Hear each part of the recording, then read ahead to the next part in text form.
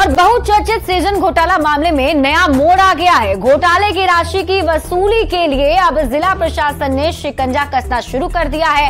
DM court के आदेश पर bank of India को अवैध निकासी की गई राशि को वापस करने का निर्देश दिए हैं। बैंक ऑफ इंडिया की सबौर शाखा से 14 करोड़ रुपए और भागलपुर शाखा से 6 करोड़ रुपए की अवैध निकासी की गई थी। दोनों शाखा मिलाकर कुल 21 करोड़ की राशि की हेराफेरी की गई थी और इस मामले में डीएम कोर्ट में अगली सुनवाई 4 नवंबर को होगी। सुनवाई के दौरान ही बैंक के द्वारा संबंधित राशि को लेकर के हाईकोर्ट में उन्होंने याचिका दायर की थी, जिसे रद्द करते हुए बोला गया था कि पीआरडी एक्ट के तहत जो अपील का प्रावधान है उसका अनुपालन करें। उसके आलोक में उन्होंने जिला पदाधिकारी महोदय के कोर्ट में उन्होंने अपील दायर की थी, जिसको भी रद्द कर दिया गया है। बहुचर्चित सृजन घोटाले में भागलपुर के कई बैंकों से राशि का गबन किया गया था। बैंक ऑफ इंडिया के भागलपुर शाखा से 6 करोड़ और वहीं बैंक ऑफ इंडिया के सबौर शाखा से 14 करोड़ से ज्यादा की राशि की हेराफेरी की गई थी। कुल 21 करोड़ राशि का गबन किया गया था। मामले में डीएम की अदालत के आधार पर बैंक ऑफ इंडिया को संबंधित विभाग में राशि लौटाने का निर्देश दिया गया था। बैंक ने पैसे नहीं लौटाए, जिसकी सुनवाई होनी थी वह सुनवाई टल गई है। अब अगली सुनवाई 4 नवंबर को होनी है। बता दें कि साल 2017 में 2000 करोड़ से ज्यादा का सृजन घोटाला सामने आया था, जिसका मुख्य आरोपी मनोरमा देवी थी। और बता दें कि मनोरमा देवी के बेटे अमित कुमार और बहू रजनी प्रिया कई सालों से फरार चल रहे थे, जिसके बाद से गाजियाबाद से पुलिस ने रजनी प्रिया को गिरफ्तार कर जेल भेज दिया है। हालांकि अभी भी अमित कुमार इस मामले में जो मुख्य आरोपी हैं वो फरार बताए जा रहे हैं। विकास कुमार सिंह, न्यूज 18, भागलपुर। और पटना में बाइक से चलने वाले यात्रियों को न सिर्फ हेलमेट पहनना जरूरी है, बल्कि अब ISI मार्का वाला हेलमेट पहनना अनिवार्य कर दिया गया है। जुर्माने से बचने के लिए लोग अपनी जान से खिलवाड़ करते हैं और दिखाने के लिए कोई भी हेलमेट पहन लेते हैं, जो अब नहीं चलेगा। ट्रैफिक पुलिस ने तय किया है कि बाइक चलाने वाले जो लोग बिना ISI मार्का वाले हेलमेट के साथ चलेंगे उन पर 1000 रुपए का जुर्माना लगाया जाएगा, जिसको लेकर रविवार तक 2 दिनों का जागरूकता कार्यक्रम चलाया जा रहा है।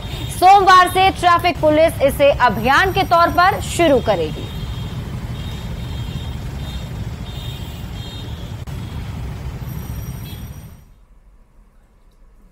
सभी लोग हेलमेट का प्रयोग करें। जैसा कि अब देखने में आ रहा है, बाइक पर 2 ही लोग बैठे हैं और दोनों लोग आगे चलाने वाले हैं, पीछे बैठी हुई सवारी हो।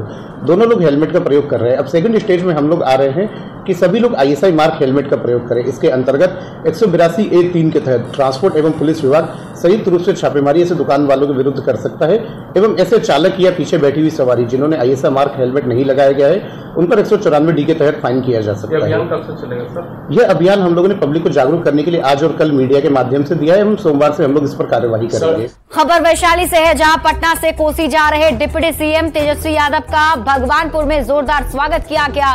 गाजे बाजे के साथ महिलाओं ने तेजस्वी यादव का फूल माला से स्वागत किया। तेजस्वी यादव की एक झलक पाने के लिए NH22 पर समर्थकों का हुजूम उमड़ पड़ा था। तेजस्वी यादव के काफिले में एक ऐसी भी तस्वीर सामने आई जिसमें काफिले में शामिल एम्बुलेंस में पुलिसकर्मी बैठे दिखे। बताया जा रहा है कि काफिले की गाड़ी में जगह कम होने की वजह से पुलिसकर्मी एम्बुलेंस में बैठ गए थे। तेजस्वी यादव पटना से सहरसा जा रहे थे।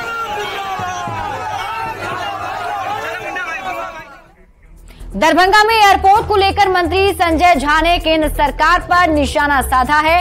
जेडीयू की बैठक के बाद संजय झा ने कहा कि दरभंगा एयरपोर्ट पर आधुनिक सिविल एन्क्लेव का निर्माण, रनवे का विस्तार और नाइट लैंडिंग की सुविधा के लिए बिहार सरकार ने 11 महीने पहले 78 एकड़ जमीन अधिग्रहण कर दी थी, लेकिन उस जमीन पर केंद्र सरकार ने अब तक कोई काम कराया ही नहीं, जिसकी वजह से आज भी यहां आने वाले यात्रियों को भारी परेशानी का सामना करना पड़ता है। हो गया, एक ईंटा नहीं लगा है। ये है दरभंगा का हाल जब केंद्र की बात आती है। क्यों नहीं पूछते हैं सवाल कि बिहार सरकार ने आपको 1 साल पहले जमीन एक्वायर करके दे दिया। देश का सबसे सक्सेसफुल एयरपोर्ट है। आज भी शर्म आता है जब वह प्लास्टिक का चेयर पर जाकर के पैसेंजर बैठा रहता है।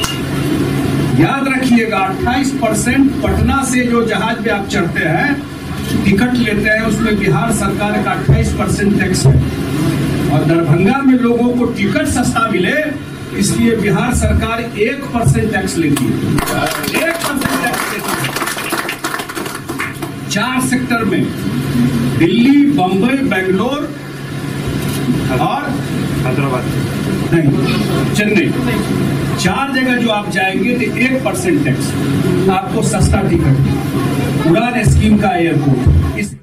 बीजेपी के राष्ट्रीय अध्यक्ष जेपी नड्डा ने पिछले दिनों क्षेत्रीय पार्टियों को खत्म करने वाला बयान दिया था, जिस पर खूब सियासत हो रही है। हालांकि जेपी नड्डा के इस बयान पर एलजेपीआर के अध्यक्ष चिराग पासवान ने कोई भी प्रतिक्रिया देने से इनकार कर दिया और कहा है कि बीजेपी की विचारधारा का एक हिस्सा हो सकता है, लेकिन नीतीश कुमार ने मेरी पार्टी को खत्म करने की पूरी साजिश कर दी थी, जिसमें वे कामयाब नहीं हो सके। समाप्त करना है, परिवारवाद वाली जो पार्टी है उसे खत्म करना है। कैसे देखते हैं इसको? देखिए, पार्टियां और नेता सिर्फ और सिर्फ जनता बनाती है।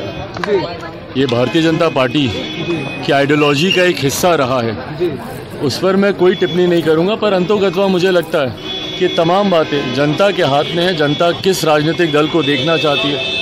भाई, मेरी पार्टी को समाप्त करने का तो पूरा प्रयास क्या, पूरा षड्यंत्र मौजूदा मुख्यमंत्री के द्वारा रच ही दिया गया था।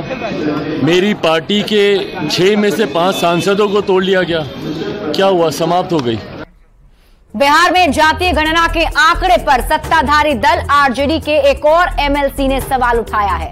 आरजेडी एमएलसी रामबली सिंह ने जातीय गणना की रिपोर्ट में घालमेल का आरोप लगा दिया और इसमें सुधार की मांग कर दी। रामबली सिंह ने कहा है कि इस रिपोर्ट को जल्दबाजी में पेश किया गया है।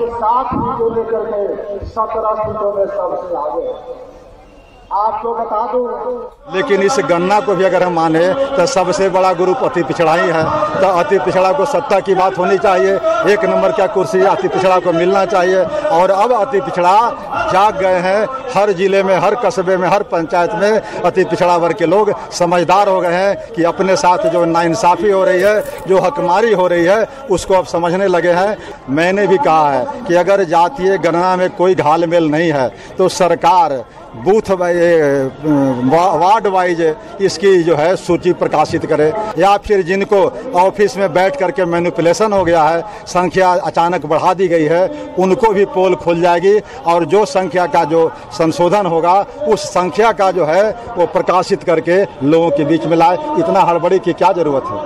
जल्दी में जनगणना का रिपोर्ट जारी किया गया, ये मानते हैं? जनगणना के रिपोर्ट के पीछे कहीं न कहीं राजनीतिक साजिश है। बीजेपी से नीतीश कुमार की नजदीकी की अटकलों पर जेडीयू के राष्ट्रीय अध्यक्ष ललन सिंह ने एक बार फिर साफ किया है कि नीतीश कुमार 7 जन्मों तक अब बीजेपी की तरफ देखेंगे भी नहीं। ललन सिंह ने बीजेपी को कानाफूसी पार्टी बताया है। कुमार जी 7 जन्म में भारतीय जनता पार्टी की तरफ देखने के लायक भी पार्टी वो नहीं है जिसकी तरफ देखा जाए। वो पार्टी ऐसा है जिसके तरफ थूकने क्या है भारतीय जनता पार्टी का अस्तित्व जी।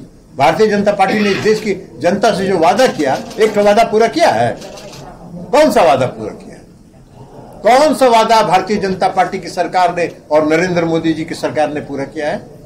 न रोजगार के दिशा में, न महंगाई के नियंत्रण में, न गरीबों को 15 लाख रुपया देने में। तो अभी कन्फ्यूज का काम कर रहे हैं।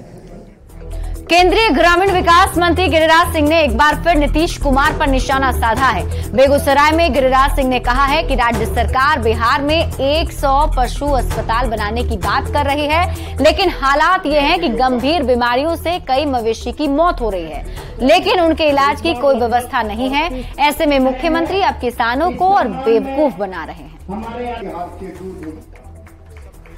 सहित सभी डेयरी को, डॉक्टरों को उसके साथ जोड़ दें और उसमें नियम है एक कॉल सेंटर का। नीतीश बाबू, इससे आपके पशुओं का इलाज हो जाएगा। मैंने पंजाब के किसानों को तो गुमराह किया ही, अब देश के किसानों को गुमराह करके नेता बनना चाहते हैं। बिहार का किसान कभी गुमराह नहीं। भोजपुरी पावर स्टार पवन सिंह और उनकी पत्नी ज्योति के तलाक मामले में आरा कोर्ट में सुनवाई हुई। पवन सिंह और उनकी पत्नी ज्योति दोनों कोर्ट पहुंचे थे।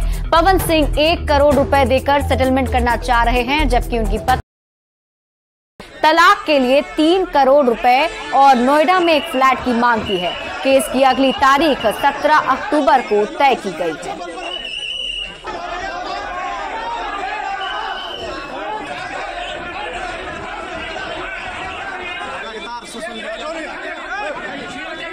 रुपया का डिमांड कर रहा था और हमारे क्लाइंट की तरफ से 1 करोड़ रुपया दिया जा रहा है।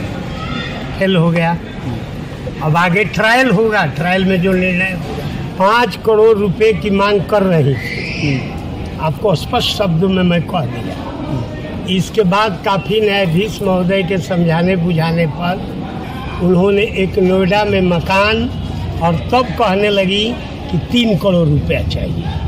तो क्या दिक्कत है? आप क्या दिक्कत है? हमारे सामने जो परेशानी है उसके मद्देनजर रखते हुए हम लोगों ने 1 करोड़ रुपया उनको देने के लिए तैयार है। तो